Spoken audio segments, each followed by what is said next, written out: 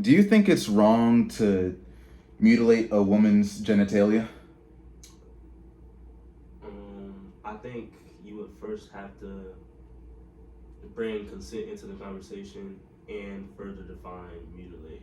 Right. Oh, that's great, actually. So, in female genitalia cutting, practices that happen across the globe, specifically in more African centered countries, um, there is an act or a ritual that different cultures do where to allow a woman or to allow a young girl to enter womanhood, they might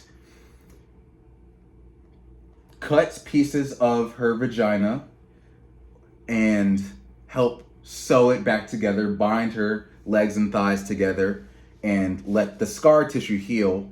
Um, this is supposed to either prevent her from having sex or to help her in childbirth later down the line. Hearing that, do you think that's something that our Western culture in America should allow? How do you So, feel about it? so no, sir. I'm gonna just Straight up no. yeah, absolutely not. Absolutely not. For several reasons. Uh-huh. I think the whole preventative process from having sex is bad. I'm gonna start there. In general, you sure? Um, I think from because I have heard about that before. Just slight. My mom provided slight information about that to me some years ago, and I don't think there's much consent involved in that. Great. Right. Great. So that's another reason for absolutely not. And then just I think that whole process is overseen brutally by the men kind of overtaking and overseeing that whole Absolutely. So you would argue that though this is a cultural norm that happens in another culture, it's not necessarily permissible. It shouldn't really happen. Right. Okay, so this brings us to a theory called cultural relativism, which basically says that we can see other things happen in other cultures, but it's about if our society as a whole deems it acceptable, accessible, and permissible, right or non-permissible, wrong. So we have things like female genitalia cutting that happen in other cultures, but our Western culture would largely see that and say, that's wrong because there's no consent involved for the young girl. You're mutilating her body in certain ways, and we're trying to prevent sex, which might actually increase the chances of sexual assault happening to that young woman or something like that. So with cultural relativism, there are a few things, there are a few implications to it. One of them is that people who criticize like the majority views often advocate for change in a way in which they say like it's always wrong or something like that. They might say that, oh, well, just because this society does this action, then it's wrong for us to judge it. But female genitalia cutting, for example, as we've been talking about, will use a woman as a mere means to a goal. That goal would be helping her reproductive system. But if you really think about it, it's a little backwards, right? Like, how do you fix a woman's reproductive system? How do you help that by mangling it and disrupting it, like destroying its natural flow? That doesn't really make sense, right? According to relativism, like majority views are always correct. So if in our society we deem that as a correct thing with males, other societies might be like, oh, well, we think it's fine to do this to women.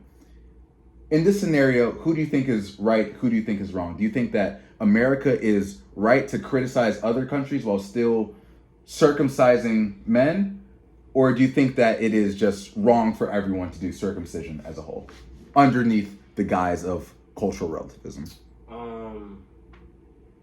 I think. And I can rephrase it if you'd like. No, that's fine.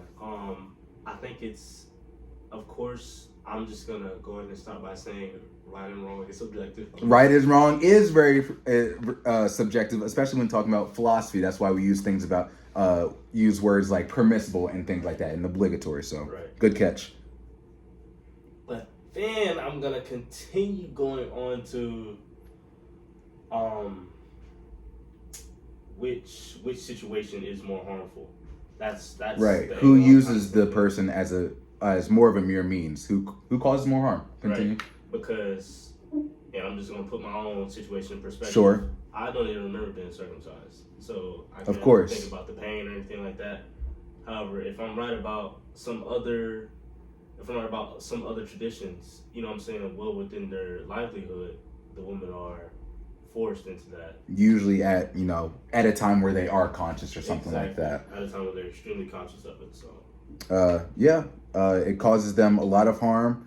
So, what is your overall takeaway of cultural relativism? Do you think that we should kind of accept all society, all different societies and things like that, and just be like very open-minded, or do you think that just because a culture does something doesn't always make it permissible? I'm gonna say the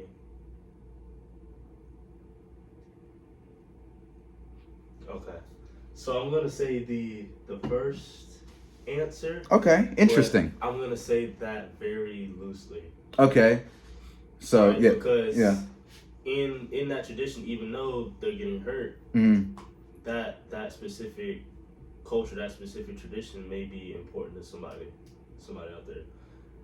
Like, would I, you know what I'm saying, say, for example, if I had a daughter, would I allow my daughter to do that? Right, or of course.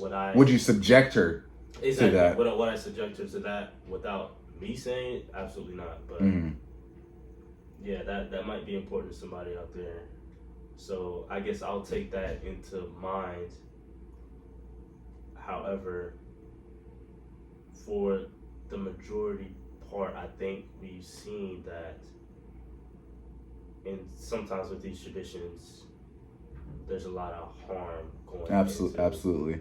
So maybe one could say that cultural relativism is a good outlook to have in theory, but in practice, it might just be a little bad because, well, we would just be allowing cultures to get away with what, in the case of female genitalia cutting, might be considered to be like sexual assault or something like that. It definitely is. Yeah, it definitely is. All right. Well, all right then. I think that's been a pretty good, inclusive conversation about cultural relativism. Thank you so much, Khalil.